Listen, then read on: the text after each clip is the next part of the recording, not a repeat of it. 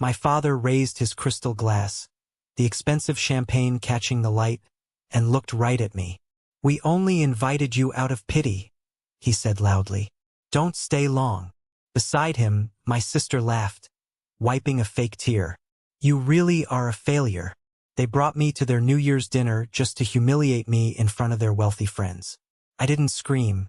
I just smiled, took a slow sip of my drink, and quietly walked out the door. What they didn't know was that I had the deed, the recordings, and the power to freeze their entire fake empire. 1 week later, the family cabin was sold. Their joint accounts were locked, and the bank statements started arriving. Before I tell you how their whole world collapsed, let me know where you are watching from in the comments below. I was sitting on the floor of my cramped Boston apartment, surrounded by stacks of yellowed archival documents.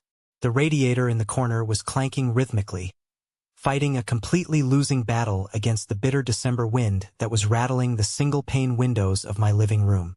My hands were dry and cracked from handling centuries-old paper all day at the museum, where I worked as a provenance researcher. It was a job I deeply loved, a job dedicated to protecting history and ensuring stolen artifacts were returned to their rightful owners. But my family never missed an opportunity to remind me that my salary barely covered the rent in a decent zip code, let alone afforded the luxury lifestyle they believed was our birthright. I reached for my mug of black coffee, my eyes burning from staring at the fine print of an 18th-century shipping manifest, when I heard the sharp, metallic snap of the mail slot on my front door. A small pile of letters hit the entryway floor with a soft thud. I pushed myself up, my knees popping slightly in the cold apartment, and walked over. Amidst the brightly colored junk mail flyers and a past-due electric bill was a thick, cream-colored envelope. I recognized the heavy, expensive cardstock immediately. It was the exact kind of textured paper that people with old money use when they want their cruelty to look perfectly elegant. There was no handwritten address, no personal touch at all. Just my name, Claire Holloway, printed in crisp, black, machine-generated calligraphy. My stomach tightened into a hard knot.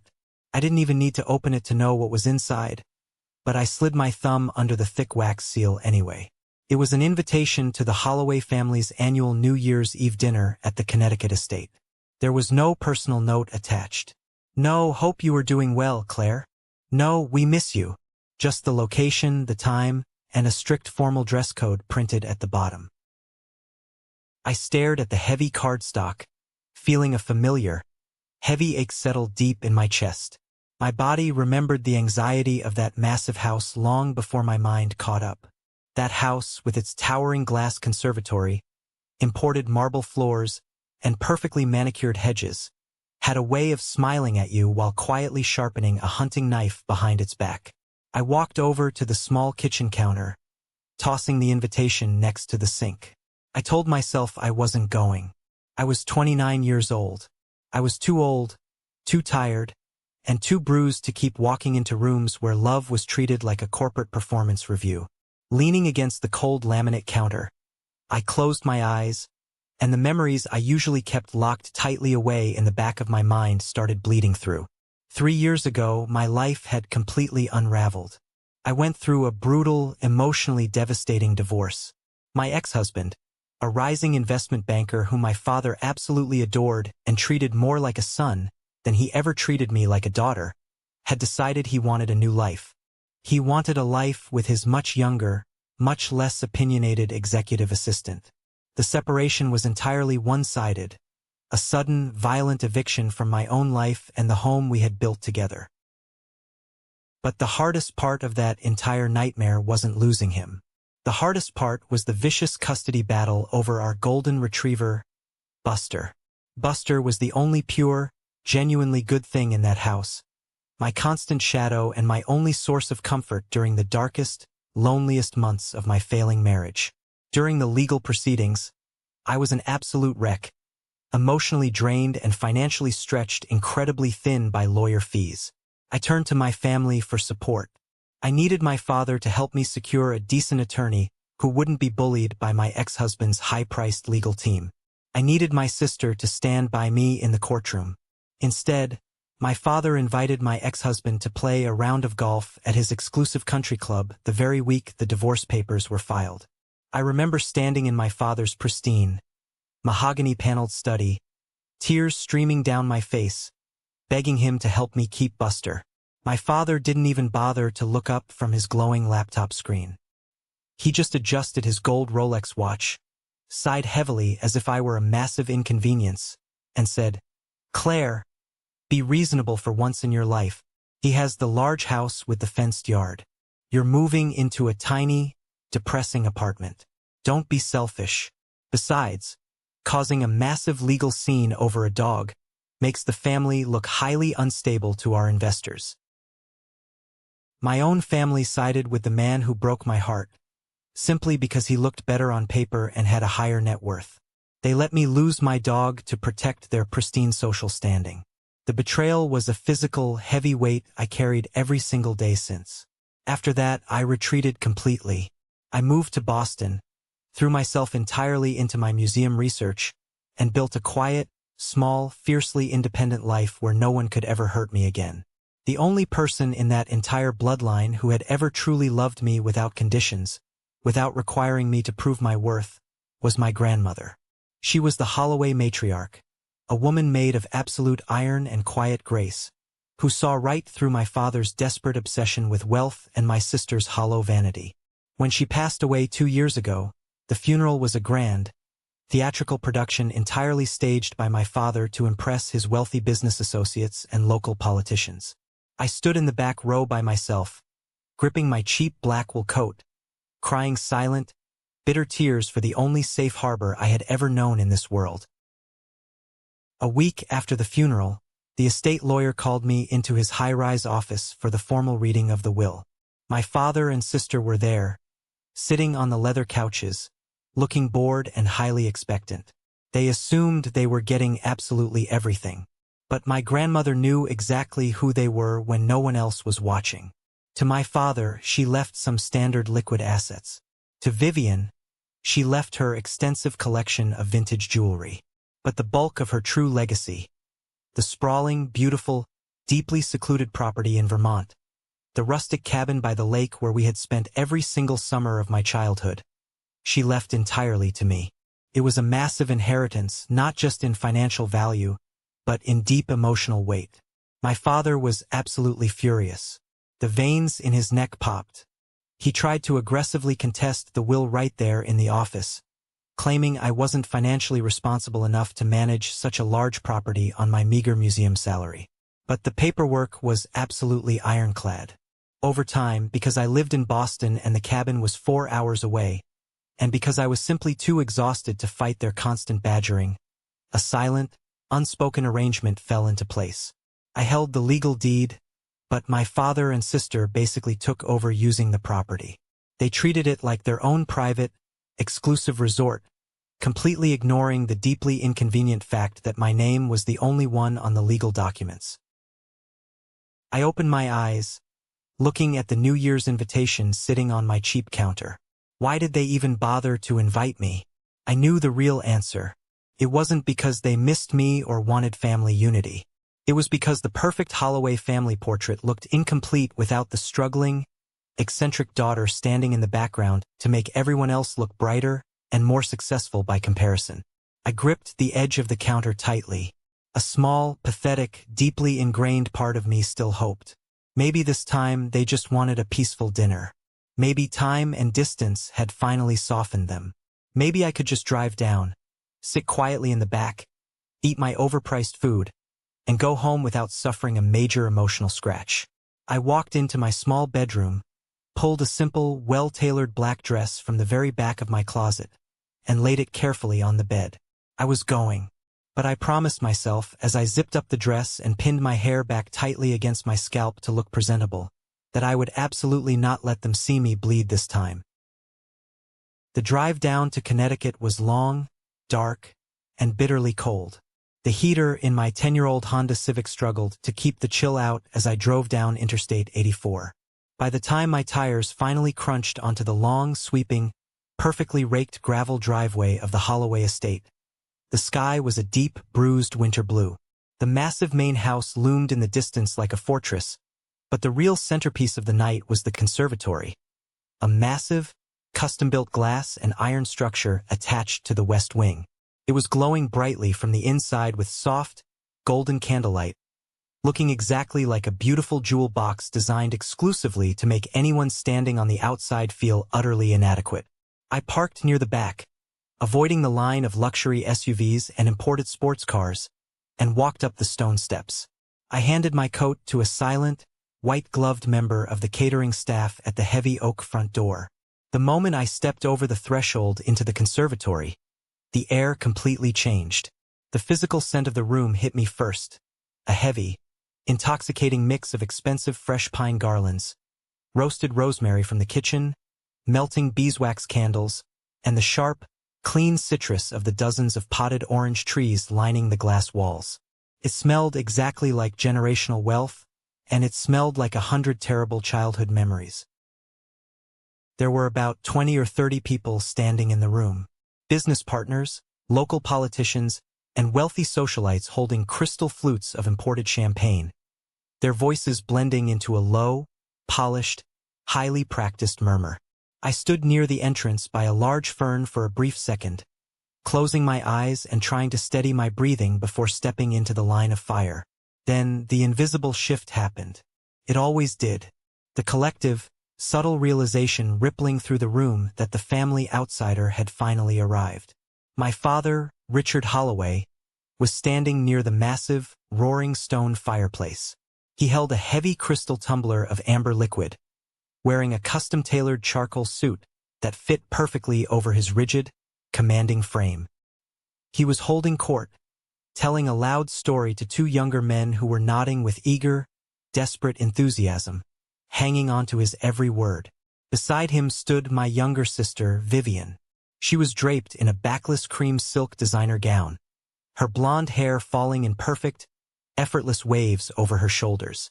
She practically glowed with the arrogant, untouchable confidence of someone who has never once been told no in her entire life. Vivian spotted me first. Her eyes immediately dragged over my plain, sensible black dress, calculating its exact retail cost and finding it severely lacking in a fraction of a second. A brilliant, highly poisonous smile stretched across her perfectly painted face. "Ciele?" she called out, intentionally stretching my name out just enough to make it sound like a tedious inconvenience. "You actually came. We were taking bets." I forced a tight, polite smile, keeping my shoulders back, and walked toward them. "Invitations usually imply that you should show up, Vivian." "Good," my father said, cutting in smoothly before Vivian could respond. He gave me a slow, highly assessing look, starting from my practical, low-heeled shoes and ending at my unadorned neck. For a moment, I thought living in Boston had finally taught you how to avoid unwinnable situations. You look very comfortable, Claire." He didn't yell. My father never yelled in public. His absolute specialty was the quiet, surgical, smiling strike. It was textbook gaslighting wrapped perfectly in a compliment. Vivian laughed softly, a high, tinkling, musical sound that explicitly signaled to the wealthy guests around them that I was the punchline of an inside joke. "I'm perfectly fine, Dad," I said, keeping my voice incredibly level despite the heat rising in my cheeks. "We were just talking about Vivian's massive new promotion," my father said, turning his back slightly to me, redirecting his attention to his captivated audience, dismissing my presence entirely. "Director of Strategy for a global wellness brand. She truly understands value.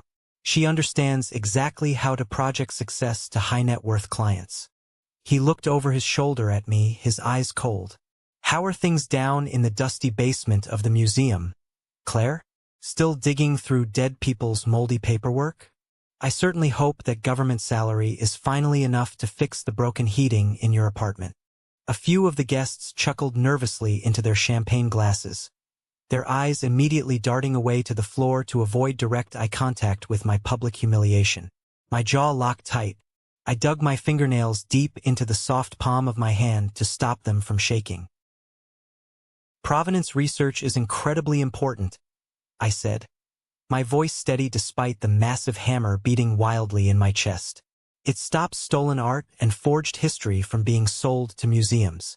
Vivian sighed loudly, taking a very delicate sip of her champagne. That always sounds so incredibly noble when you say it fast, Claire. But let's be entirely honest with ourselves. It's a cute hobby, not a real career. Dinner was formally announced shortly after by the head butler. The long dining table was an absolute masterpiece of intimidation. Heavy white linen, heavy antique silver cutlery, and low, flickering candles that forced everyone to look directly toward the center, where my father sat at the head like a medieval king surveying his lesser subjects. I was intentionally seated near the very far end, sandwiched between an elderly, half-deaf board member and a silent, terrified junior executive who looked like he wanted to disappear. The first hour and a half was a grueling masterclass in performative affection. Course after course was silently served by the staff: seared scallops, roasted duck, winter root vegetables, while the entire table was forced to listen to my father and Vivian endlessly stroke each other's massive egos. Then came the dessert service. A rich, dark chocolate tart was placed in front of each of us. The wine had been flowing very heavily all night, and my father's face was slightly flushed. He leaned back in his heavy, carved oak chair, tapping his silver spoon against his china coffee cup to instantly command the table's attention. Absolute silence fell over the room immediately. He looked down the long, intimidating expanse of white linen, his cold eyes locking directly onto mine. You know, he started, his voice carrying easily and clearly over the soft jazz playing quietly in the background. I have to make a bit of a confession to all of you tonight. He gestured toward me with his half-empty wine glass. We only invited Claire out of pity. The room went completely, terrifyingly dead silent. The clinking of silver forks stopped mid-air. The junior executive sitting next to me literally froze, his breath hitching. My father smiled, a completely cold, empty, terrifying expression. I told Vivian earlier today, it would look absolutely terrible if we started the new year without including her at least once. After all, every family has one child who severely struggles to find their footing in the real world. One child who mistakes aimless drifting for independence. The silence stretched out, sharp, heavy, and suffocating. Then, a few guests, completely unsure if they were allowed to be horrified by a billionaire's cruelty, offered nervous, scattered, compliant laughter. It was the sickening sound of social survival. Vivian leaned forward aggressively, resting her bare elbows on the expensive table, her eyes shining with pure malice. "Don't stay long, Claire," she said smoothly, her voice sugary sweet but heavily laced with pure venom. "I know this high level of success must be absolutely exhausting for you to witness up close. Doesn't it ever embarrass you? Walking into rooms like this and knowing deeply that you'll never be the person anyone is actually waiting for." I sat perfectly still. The blood roared violently in my ears. I looked slowly at the wealthy faces around the table. No one was intervening. No one was defending me. They were all willingly watching a blood sport, and I was the designated prey. In fact, Vivian continued loudly, turning her complete attention to a wealthy, older client sitting to her right, completely dismissing me again. "I'm hosting a massive, highly private retreat for our top influencers next month at the family cabin in Vermont. It's the perfect backdrop for our new wellness campaign. The rustic, authentic aesthetic is incredibly on trend right now for our demographic." My father nodded vigorously in agreement. "Yes, the Vermont property is an absolutely excellent asset. I've actually been showing it to the Sullivan Investment Group this week as a prime example of our family's long-term stability and generational wealth. They were openly talking about my cabin, my grandmother's inheritance. They were parading it around in public, selling access to it, building their entire fake corporate empires on the absolute foundation of my property, all while looking me dead in the eye and calling me a pathetic failure. I didn't flush. I didn't cry. I didn't scream. Instead, a strange, absolute, terrifying clarity washed over my entire body. the very last remaining string of hope I had for this family. The tiny thread I had held onto for years snapped completely and permanently. I slowly, deliberately set my heavy linen napkin on the table beside my untouched plate. I picked up my crystal water glass, took a slow, incredibly deliberate sip, and set it down on the table without making a single sound. "Excuse me," I said quietly, my voice slicing effortlessly through the heavy tension in the room. I pushed my heavy chair back and stood up. I didn't wait for a response. I turned my back on all of them and walked out of the dining room with my spine completely straight. I didn't immediately go to the front door to retrieve my coat. Instead, I walked down the long, heavily carpeted hallway and slipped silently into the estate's massive library. It was the only room in this entire terrifying house I had ever genuinely liked. The walls were lined with floor-to-ceiling mahogany bookshelves, and the air smelled deeply of old paper, lemon polish, and aged leather. It was completely, beautifully silent in here, a stark, necessary contrast to the echoing cruelty of the dining room I had just escaped. I walked over to the large, leather-topped executive desk sitting near the massive bay window. I needed a moment to breathe, to stop my hands from shaking violently, to collect myself before I drove 4 hours back to Boston. I looked out the dark window into the pitch-black night, watching the bare, skeletal branches of the ancient oak trees scratching wildly against the glass in the winter wind. They hated me. They truly, deeply, fundamentally hated me. But they loved what I legally owned. I leaned heavily against the edge of the desk, resting my cold hands on the smooth leather surface. As I did, my fingers brushed against a thick, open manila folder sitting right next to a brass lamp.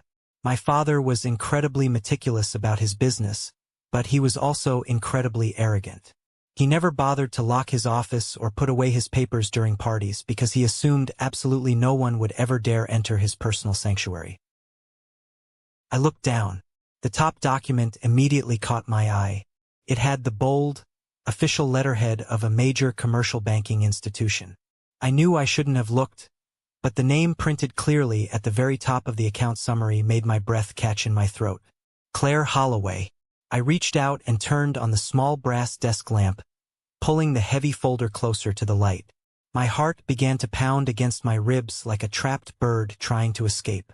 Underneath the primary bank summary was a thick, stapled stack of highly detailed financial printouts. I started flipping through them quickly, my eyes desperately scanning the rows of numbers and the dense legal jargon. It took me a few minutes to fully piece it together, but when the horrific reality of what I was looking at finally clicked into place in my brain, a massive wave of cold nausea washed over me, making my knees physically weak. Because the massive cabin in Vermont was legally completely in my name, my father and Vivian had aggressively convinced me years ago to open a joint convenience bank account to easily handle the property taxes, the utility bills, and basic maintenance costs. They told me it was just for logistics, so they didn't have to bother me every time a pipe burst. I signed the paperwork at the time, handed them the debit cards, and never looked at the statements again. I foolishly trusted my own blood to pay for what they used. But they hadn't just paid the electric bill. I looked in utter horror at the credit card statements linked directly to that primary convenience account. There were hundreds of thousands of dollars in revolving charges. High-end catering services in New York, private black car services, luxury hotel stays in Europe, expensive spa treatments. Vivian was literally running her entire corporate influencer hospitality budget directly through my personal account to completely hide the massive expenses from her company's strict oversight board. She was committing corporate fraud using my name as a shield. Worse, much worse, I found a secondary, highly confidential file tucked underneath. It was a drafted, near-final proposal for a massive, multi-million-dollar commercial loan my father was desperately trying to secure for his failing global logistics company. He was secretly bleeding cash. And right there, listed explicitly under the informal collateral and asset stability section of his investor pitch deck, was the Vermont cabin. He was actively using the perceived ownership of my property to project massive financial solvency to his skeptical investors. He was building a massive, fragile house of cards on land he did not legally own. There was even a legally binding document detailing a massive college fund for my cousin's kids that my father had publicly promised to pay for to look like a hero, which was completely routed through complex lines of credit heavily secured by the equity of the cabin. I gripped the heavy edge of the desk so hard my knuckles turned completely white and ached. They weren't just using the house for weekend vacations. They were actively, aggressively, financially parasitizing me. They were using my clean credit history, my legal ownership, and my quiet, traumatized compliance to fully fund their extravagant, highly fraudulent lives. And then they had the absolute, unbelievable nerve to invite me to a formal dinner just to call me a pathetic charity case in front of their friends. The deep, heavy sadness I had carried for years evaporated in a single, blinding second. It wasn't replaced by explosive, screaming anger. It was replaced by something much more dangerous. Absolute, freezing, terrifying focus. I pulled my cell phone out of my small evening bag and aggressively dialed a number I knew by heart. It rang twice before he answered. "Daniel," I said, my voice completely flat and barely above a whisper. Daniel Mercer was my closest friend from grad school and currently one of the most ruthless, brilliant estate and financial attorneys operating in New York City. "Claire?" He sounded highly surprised. "It's New Year's Eve. Aren't you currently suffering at the Snake Pit in Connecticut?" "I am," I said, staring fiercely at the fraudulent financial documents spread across the desk. "Daniel, I need you to listen to me very carefully right now. You remember the Vermont property? And the joint convenience accounts?" "Of course I do. The ones I practically begged you to close 3 years ago. I want to sell the cabin. Immediately. And I want to sever every single financial tie to those accounts. I want them locked. Right now." There was a brief, heavy pause on the line. Daniel didn't ask if I was sure. He didn't ask if I was being overly emotional. He heard the absolute dead calm in my voice and shifted instantly into aggressive lawyer mode. "If we move extremely fast, we can initiate a total financial lockdown," Daniel said, the rapid clicking of his keyboard immediately starting in the background. "I have a buyer, Eleanor Price. She's a reclusive author who has been looking for a private estate in that exact area for months. She pays in hard cash and she wants absolute discretion. But Claire, listen to me. If you close those active accounts abruptly tonight, any pending luxury charges they have floating out there are going to bounce incredibly hard. It will trigger a massive, immediate financial shockwave across their entire operation." "That is exactly what I want to happen," I said, staring directly at my father's arrogant signature on the highly fraudulent pitch deck. "I don't want to just cut them off gently. I want the entire ground to fall out from under them." "Give me the verbal authorization to execute," Daniel said. "Do it. Activate the blind trust. Lock it all down. Done. Happy New Year, Claire. Give them hell." I hung up the phone. I looked at the documents one last time, carefully making sure they were placed exactly as I had found them so he wouldn't suspect a thing, and turned off the desk lamp. I stood in the dark library for a moment. My hands were no longer shaking at all. I opened the settings on my phone, tapped the voice memo app, and hit the bright red record button. I slipped the phone screen down into the side pocket of my black dress. It was time to go back to the party. I walked slowly back down the long, shadowed hallway, my heels clicking softly and rhythmically against the expensive hardwood floor. I didn't feel like the same weak, frightened woman who had arrived an hour ago. The heavy, suffocating coat of guilt and the desperate, pathetic need for their familial approval had been permanently left in the dark library. I felt incredibly light. I felt incredibly dangerous. I stepped back into the bright dining room. The formal dinner was finally winding down. The wealthy guests were leaning back in their comfortable chairs, sipping strong espresso and laughing loudly at another one of my father's boastful stories. Vivian was carefully touching up her bright red lipstick, looking entirely bored with the people around her. They hadn't even noticed I was gone. They truly, arrogantly believed I had just retreated to a bathroom to cry quietly in a stall, exactly as I was supposed to do. I walked straight over to my empty chair, but I didn't sit down. I reached out, picked up my small evening bag, and slung the delicate gold chain over my shoulder. My father stopped his story mid-sentence and looked up at me, an incredibly annoyed frown creasing his forehead. There you are. We honestly thought you had fled back to your little apartment in Boston. Are you leaving before the midnight toast? I am, I said, my voice incredibly clear and carrying easily across the sudden, heavy silence of the room. But before I go, I wanted to quickly let you know about a major decision I've made regarding my personal assets. Vivian paused, her expensive lipstick tube hovering right near her mouth. She let out a short, highly condescending laugh that echoed in the room. Your assets? What are you talking about, Claire? Are you donating your heavily used car to charity? I looked directly at her, holding her gaze with absolute, unblinking intensity until her arrogant smile slowly started to falter. I'm selling the Vermont cabin, I said completely flatly. If I had pulled a weapon and fired it directly into the expensive crystal chandelier, the physical reaction in the room couldn't have been more violent. Vivian dropped her lipstick in shock. It rolled across the pristine white linen tablecloth, leaving a bright, ugly red smear. My father physically recoiled in his heavy chair, his face instantly draining of all color before flushing a dark, terrifying, furious purple. The wealthy guests around them completely froze, suddenly acutely aware that they were permanently trapped in a vicious family war zone. That's not funny, Claire, Vivian snapped, her voice suddenly shrill and panicked. The polished, elegant persona completely vanished in a second. People are heavily booked there. My company has a massive executive retreat scheduled next month. You can't just joke about selling it. I'm not joking at all, I said, entirely unbothered by her panic.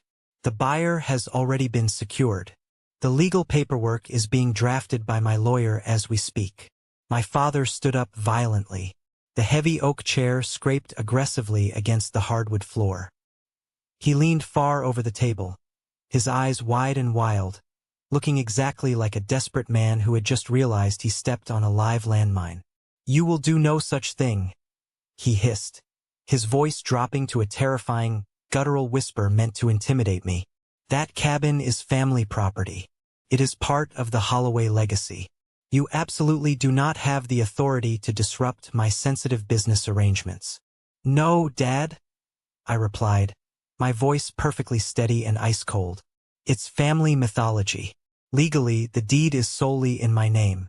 You know that. You signed the probate papers at the lawyer's office after the funeral. You know exactly who owns it.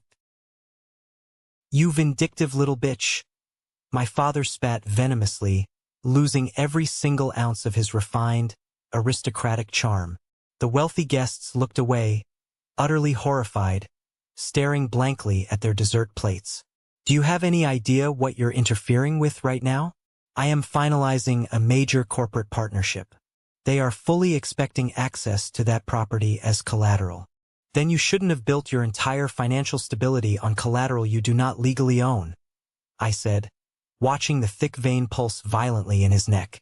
Vivian was entirely out of her chair now, rounding the table aggressively toward me. Her eyes were wide with pure terror. Claire, stop this right now. You are insane. You're doing this because you're incredibly jealous of me, because your husband left you and you have absolutely nothing. If you sell that cabin and lock those accounts, my firm will heavily audit my hospitality expenses. I will lose my promotion. I could lose my job. Maybe, I said, looking her up and down with absolute disgust. You should have strongly considered that before you spent tens of thousands of dollars on my credit line to fund your lifestyle, and then told a room full of people that I was a pathetic failure. My father stepped quickly around the table, standing only inches from my face. He tried to use his massive physical size to severely intimidate me, looming over me with a look of pure, unadulterated hatred. Listen to me very carefully, he said, his voice shaking with uncontrollable rage. You are going to walk out into the hallway right now, call whoever you just called, and completely reverse this. Right now.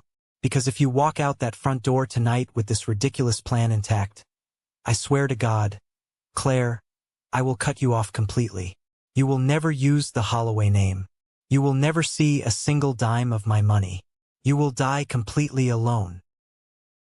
It was the ultimate terrifying threat. The exact threat that kept me quietly obedient for 29 years. The profound fear of total abandonment. But looking at him right now, seeing the raw desperation and the ugly, greedy truth sweating profusely out of his pores, I felt absolutely nothing but profound disgust. I smiled. A real, genuine, deeply satisfied smile. "You can keep the name, Dad," I said quietly, looking him dead in the eye. "I'll keep the deed. And I'll keep the money." I turned firmly on my heel and walked out of the dining room. I didn't run. I took my absolute time. I walked out the heavy front doors of the conservatory and into the freezing, beautiful winter night. The cold air hit my face, clean and incredibly sharp. I reached deep into my pocket, pulled out my phone, and stopped the recording. 8 minutes and 42 seconds of my father and sister explicitly threatening me, openly admitting to using my property for unapproved business leverage, and confirming their full knowledge of the joint accounts. I got into my cheap car, started the engine, and drove slowly down the long gravel driveway. I didn't look back in the rearview mirror a single time. The war was officially declared, but they didn't even realize they had already catastrophically lost. The first morning of the new year arrived in Boston with a bitter, freezing wind that rattled the single-pane windows of my small apartment. Normally, a gray winter morning like this would make me want to pull the heavy covers over my head and hide from the world. But today was entirely different. For the first time in 29 years, I did not wake up with a heavy, sinking feeling in my chest. I did not wake up wondering what my family thought of me, or worrying if I was going to be the target of another passive-aggressive joke. I woke up feeling completely, undeniably awake. The morning after the disastrous New Year's Eve dinner, I did not shed a single tear. I did not pace the floor. I did not pick up my phone to apologize for causing a scene. Instead, I walked into my tiny kitchen, made a strong pot of black coffee, and sat down at my scratched wooden dining table. I opened my laptop and prepared to finalize the complete, systematic dismantling of their financial safety net. True revenge is rarely loud.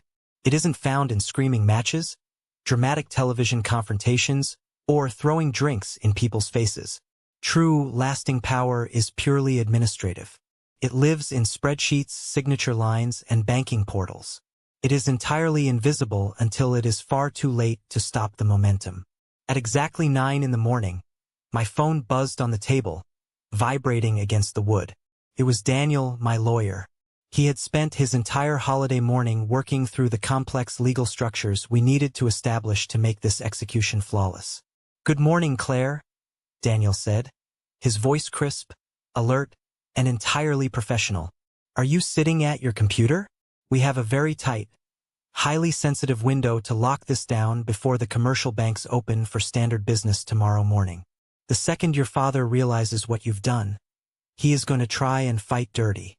"I have my coffee, and my laptop is open," I replied, clicking the secure email portal link he had just sent over. "Walk me through the exact process." "First, we deal with the Vermont property," Daniel explained, the sound of heavy legal papers shuffling in the background. "Instead of a direct, immediate market sale, which could get incredibly messy if your father tries to aggressively file a frivolous injunction to stall us in court, we are transferring the deed completely out of your personal name. We are moving it directly into an irrevocable blind trust. Eleanor Price, our cash buyer, will lease the property exclusively from the trust for the next 6 months, while the final sale quietly processes in the background." I listened carefully, taking a slow sip of my hot coffee. "What exactly does that mean for them today?" "It means," Daniel said, a hint of deep satisfaction in his tone, "the moment you electronically sign this digital document, you are legally transferring total control to the trust. That means absolutely no one, not even you, can casually grant access to that property. The heavy gate locks are being changed today. A private security firm is already en route to physically secure the perimeter. Your father and Vivian are officially, permanently locked out of their absolute favorite toy." I scrolled down through the dense legal text on my screen. My eyes scanned the complex clauses that officially severed my family's unauthorized access to the only real inheritance I had ever received from my grandmother. I found the highlighted yellow signature line at the very bottom. I didn't hesitate for a single second. I typed my legal name, clicked the accept button, and instantly felt a massive, physical weight lift entirely off my shoulders. Done, I said, my voice steady. The cabin is officially gone. What is our next move? Now comes the part that is going to physically hurt them the most, Daniel said. The joint convenience accounts. I have the direct authorization forms ready to submit to the primary commercial bank. We are instantly freezing and permanently closing all 4 high-limit credit lines currently attached to your name. We are also officially revoking all authorized user privileges for Richard Holloway and Vivian Holloway. I opened the next attached document. This was the exact master account Vivian used to secretly fund her lavish, fake corporate lifestyle. This was also the exact reserve fund my father quietly dipped into whenever his massive logistics company couldn't cover basic vendor invoices. Are you absolutely 100% certain you want to do a hard close today? Daniel asked, pausing for a serious moment to ensure I completely understood the gravity of the action I was about to take. If we do a hard close right now, any pending luxury charges, any scheduled autopays, and any massive deposits they wrote corporate checks against are going to bounce instantly. It will trigger immediate fraud alerts and insufficient funds notices across their entire financial network. It will be an absolute, undeniable financial bloodbath on their end. I sat in silence for a moment, looking out my window at the falling snow. I thought about my father casually telling a room full of wealthy strangers that I was only invited to dinner out of pity. I thought about Vivian looking me dead in the eye and calling me a total failure while she was actively spending my credit limit to buy expensive designer shoes and impress her bosses. I thought about how they both completely abandoned me during my brutal divorce, actively siding with the man who tore my life apart. I thought about how they forced me to lose custody of my dog just to protect their fragile, pristine social image. They never gave me a single warning when they broke my heart. I was absolutely not going to give them a warning when I broke their wallets. Execute the hard close, Daniel, I said, my voice completely cold and unwavering. Shut off every single platinum card. Cancel every single autopay. Drain the reserve line back to 0 and lock the primary routing number. I want the financial umbilical cord completely, permanently severed. Executing right now, Daniel confirmed, the rapid clicking of his keyboard echoing over the phone line. I sat back in my wooden chair and watched the automated digital confirmation receipts flood into my email inbox one by one. Account closed. Access officially revoked. Card permanently terminated. Line of credit frozen. It took exactly 14 minutes to completely undo a decade of hidden financial parasitism. I didn't steal a single dime from my family. I didn't do anything even remotely illegal. I simply packed up the invisible financial scaffolding that had been quietly holding up their fake, glamorous lives and walked away. I closed my laptop, walked over to my living room window, and pressed my hand against the cold glass. I knew exactly what was coming. I knew the massive storm that was quickly gathering over the Connecticut estate, but for the very first time in my life, I wasn't afraid of the thunder. I had finally built my own shelter, and they were officially locked outside in the freezing cold. The fallout didn't happen immediately. The real world doesn't move as fast as a movie. It took exactly 7 days for the administrative poison to work its way completely through their fragile, interconnected financial system. But when the dominoes finally started to fall, they crashed with a spectacular, deeply satisfying violence. I didn't have to be physically present in the room to know exactly how it all went down. Between the frantic, screaming voicemails they left on my phone, the aggressive emails from my father's panicked corporate accountants, and the fast-moving, vicious gossip of the wealthy New England social circle, the picture of their destruction was incredibly clear. The first major, catastrophic blow landed squarely on Vivian. It was the first weekend of January. Vivian had proudly driven up to the Vermont mountains with 3 incredibly high-profile wellness influencers and a highly critical senior vice president from her firm. This was supposed to be the massive, exclusive winter retreat she had explicitly bragged about at the New Year's dinner. She had confidently promised them a rustic, highly luxurious weekend at her private family estate to secure a massive brand partnership that would absolutely guarantee her next major corporate promotion. They arrived at the long, winding dirt road leading to the cabin in a sleek fleet of black luxury SUVs. The influencers already had their phones out, ready to film the grand entrance. But when Vivian's private driver pulled up to the main driveway, they didn't find the welcoming, open wrought iron gates they expected. Instead, they found a heavy, industrial-grade steel chain wrapped tightly multiple times around the iron bars, secured by a massive, unbreakable padlock.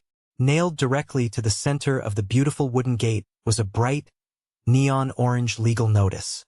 It read in bold black letters, "No trespassing. Private property. Asset of the blind trust. All violators will be prosecuted." According to the incredibly panicked, hyperventilating voicemails Vivian left on my phone that afternoon, she had completely lost her mind in front of her important clients. She jumped out of the warm SUV in the freezing snow wearing her expensive designer boots, frantically pulling and screaming at the heavy steel chain. She absolutely humiliated herself in front of the senior vice president of her firm. She desperately tried to call the local estate caretaker on her cell phone, aggressively demanding he open the gate immediately, only to be coldly told that his employment contract had been permanently terminated by a Boston law firm days ago. Desperate to save face and stop the expensive retreat from completely falling apart, Vivian quickly pivoted her strategy. She loudly announced to her guests that there was simply a minor clerical error with the estate manager and immediately redirected the entire group to a famous, five-star luxury ski lodge in the nearby resort town. She confidently marched up to the mahogany front desk, booked 4 of their most expensive premium suites, and casually handed the concierge her shiny corporate expense card, the exact card that was directly linked to my now-closed convenience account. The concierge smiled politely and swiped the card. The machine beeped a harsh red. It declined. He politely apologized and tried to swipe it again. Declined. Code. Account permanently closed. Vivian was standing in the busy, crowded lobby of a luxury hotel, surrounded by incredibly wealthy influencers and her direct boss, completely unable to pay for the rooms she had just loudly promised them. She scrambled through her designer purse to use her personal credit cards. But because she spent every single dime of her salary maintaining her fake, glamorous lifestyle, she didn't have the massive available credit limit required to cover a sudden, unexpected $15,000 luxury hotel bill. The highly anticipated retreat was instantly canceled. The influencers were absolutely furious and immediately posted about the highly disorganized disaster to their millions of followers, tagging Vivian's company. Worse, the senior vice president instantly realized that Vivian had been blatantly lying about owning the family property. He also realized she had been actively committing severe expense fraud by running unapproved corporate hospitality charges through an unauthorized, hidden bank account. By Monday morning, Vivian was forcefully suspended without pay. The massive promotion she had desperately bragged about completely vanished into thin air. Her entire professional career was suddenly hanging by an incredibly tiny, frayed thread. But Vivian's humiliating disaster was small compared to the massive financial earthquake currently hitting my father. Richard Holloway always deeply believed he was the smartest, most untouchable man in any room. He had spent the last 3 years quietly bleeding cash from his global logistics company, desperate to secure a massive new round of funding from the Sullivan Investment Group to keep his entire operation afloat. He had built his entire investor pitch on the absolute illusion of massive, untouchable personal wealth. On Wednesday morning, the Sullivan Group's aggressive legal team requested the final, certified proof of personal assets before signing the multimillion-dollar loan agreement.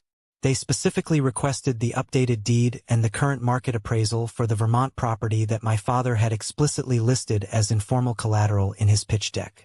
My father confidently called his corporate lawyer to pull the public county records, fully expecting to see my name, assuming he could easily bully me into signing over a property lien later that week. Instead, His lawyer discovered that the property had been entirely transferred into an untouchable blind trust. My father had absolutely zero legal connection to the massive asset he had heavily bragged about to a room full of billionaires. He had explicitly lied on a major, legally binding financial document.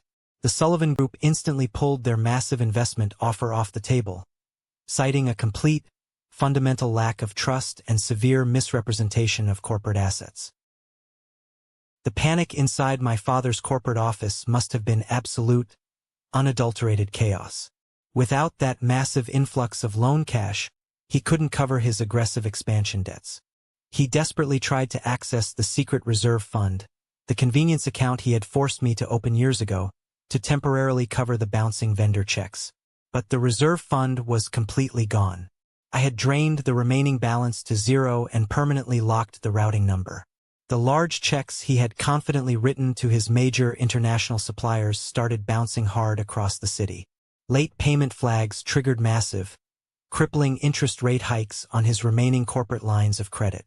The invisible, highly illegal cushion that had always protected his lavish lifestyle was completely vaporized in a matter of days. The official bank statements started arriving at his massive Connecticut estate. They didn't show the massive wealth he constantly projected. Instead, they showed a terrifying, undeniable string of zero balances, reversed payments, and aggressive account closure notices. The fake, arrogant empire he had spent his entire life building on the backs of other people was finally collapsing, and he was the only one trapped inside the burning building. It happened on a cold, heavily rainy Thursday evening, exactly 9 days after the New Year's dinner.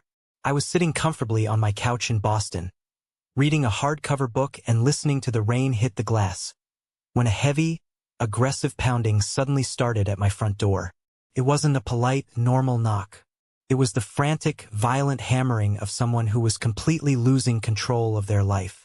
I carefully set my book down, walked slowly over to the door, and looked through the small brass peephole. It was my father and Vivian. They looked absolutely unrecognizable. The polished, aristocratic arrogance they had worn like heavy armor at the dinner party was completely gone. My father's expensive, custom-tailored suit was heavily wrinkled. His silk tie was pulled loose, and his face was flushed a dangerous, mottled red. Vivian looked absolutely wrecked. Her usually perfect hair was wet and heavily tangled from the rain. Her expensive makeup was visibly smudged down her cheeks, and she was shaking with a wild mixture of cold and pure, unadulterated fury.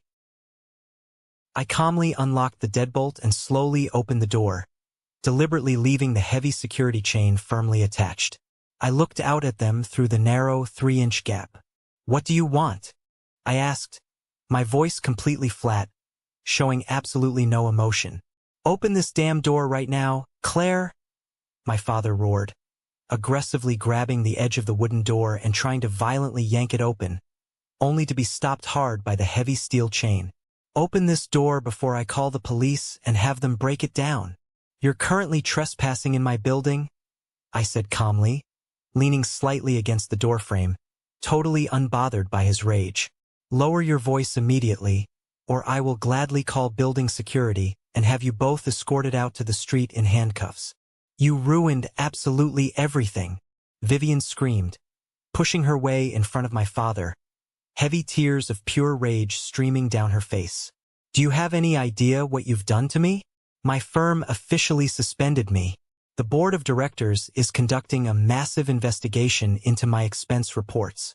They are aggressively questioning every single client retreat I ever hosted. You completely destroyed my promotion. You destroyed my entire life." "I didn't destroy anything, Vivian," I replied casually, looking directly into her wide, panicked eyes.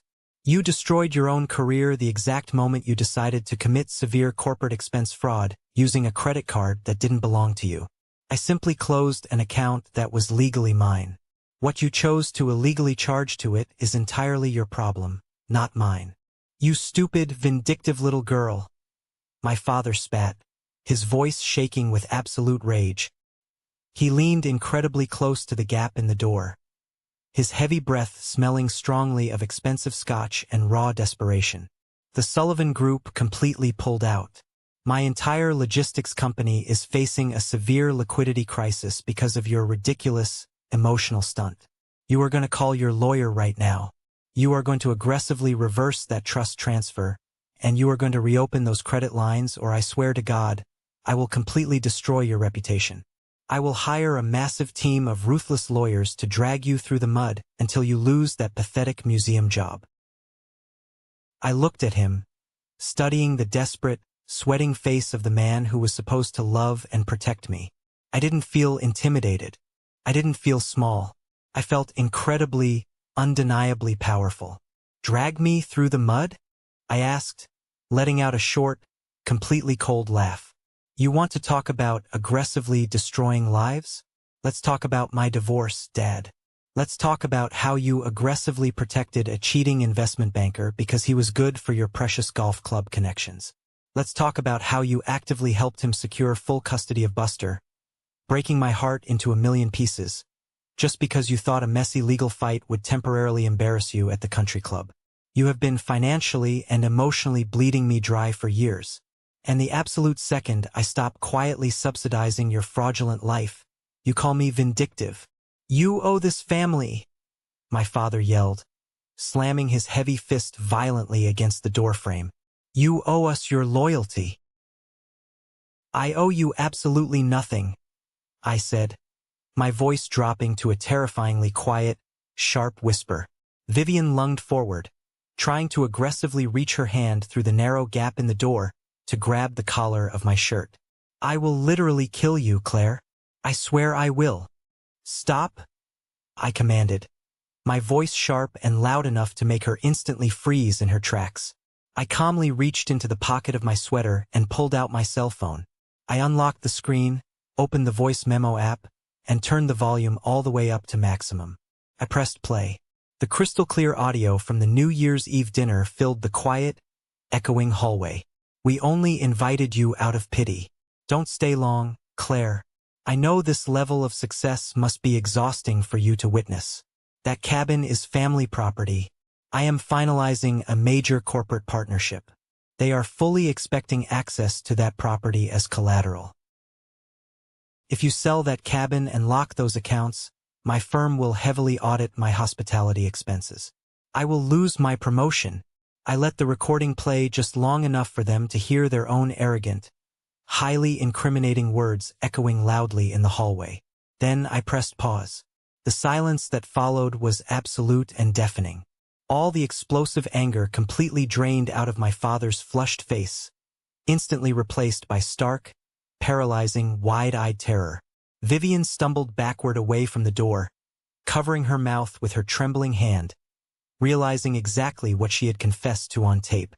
That is an 8-minute recording of you both explicitly admitting to severe financial fraud, misrepresentation of corporate assets, and aggressive extortion, I said, looking at them with absolutely zero pity. I have already sent secure digital copies to Daniel, and I have backed it up to 3 separate encrypted cloud servers. My father opened his mouth to speak, to try and bargain, but no words came out.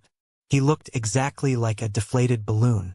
Here is exactly what is going to happen now, I said, firmly dictating the absolute terms of their surrender. You are going to turn around, walk out of this building, and drive back to Connecticut. You are going to clean up your own massive financial messes without ever using my name again.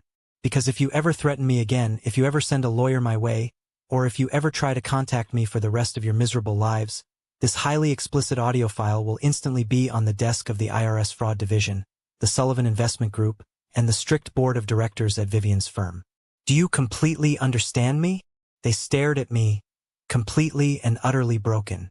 The massive, intimidating Holloway empire had been completely brought to its knees by the daughter they firmly thought was a failure. My father swallowed hard, his heavy shoulders slumping in total, undeniable defeat. He didn't say a single word.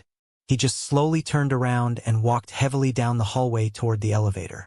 Vivian lingered for a second, looking at me with a wild mixture of pure hatred and absolute, genuine fear, before turning and running after him into the shadows.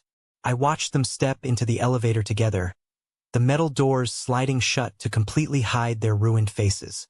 I reached up, removed the heavy steel chain, and quietly closed my front door, locking the deadbolt with a satisfying, permanent click. Several months have slowly passed since that highly dramatic, rainy night in Boston. The transition wasn't an explosive movie ending with fireworks. It was a slow, quiet, peaceful settling of reality. I read the financial news occasionally, just to keep an eye on the massive ripples I caused in their world. My father's massive global logistics company didn't go completely bankrupt, but the severe liquidity crisis aggressively forced his hand. He had to quickly sell off 40% of his heavily guarded personal shares to a rival private equity firm just to cover his massive debts and keep the doors open. He was no longer the undisputed king of his own corporate boardroom. He was just another stressed, aging executive desperately answering to angry shareholders. His massive Connecticut estate, the site of the dinner party, was quietly listed for sale last month. As for Vivian, she incredibly didn't get fired, but the damage to her professional reputation was absolute and permanent. The firm's strict internal audit uncovered years of highly questionable hospitality expenses. She was permanently stripped of her corporate card, formally demoted from her management track, and heavily reassigned to a low-level desk job analyzing market data in a windowless office. The massive promotion she had desperately bragged about went directly to a younger, much more competent woman.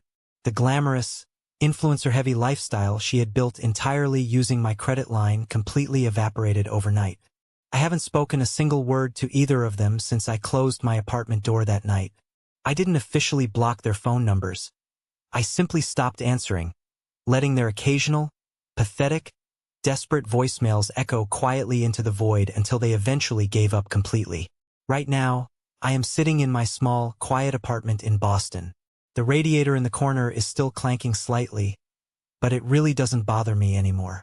I have a warm cup of chamomile tea in my hands, and the early spring sunlight is finally streaming brightly through my windows, warming the floorboards.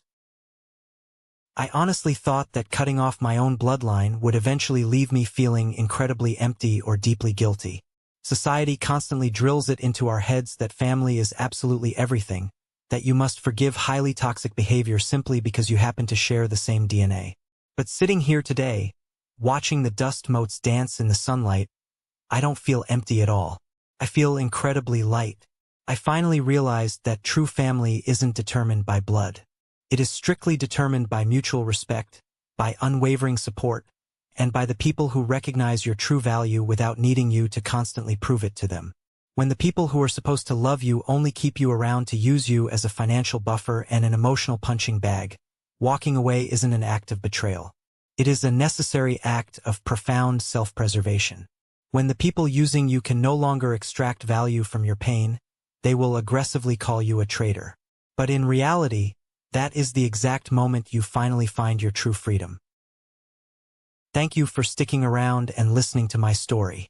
I hope this resonated with you in some way, especially if you've ever felt like the designated scapegoat in your own family dynamic. Have you ever found yourself in a similar situation where you finally had to cut the cord on toxic relatives who were using you? Let me know your experiences down in the comments. I read every single one of them. Now, if you made it all the way to the very end of this video, you are officially part of what I like to call the 1% Club. I have a special request just for you. Drop the letter W in the comments below. It stands for winner. It's our secret sign to recognize the incredible, resilient people who watched this entire journey and understand the true value of walking away from toxicity. If my story helped you, or if you just love a good comeback, please hit that like button and follow the channel. We have a lot more stories to share, and I'd love to have you along for the ride. Stay strong, protect your peace, and I will see you in the next one.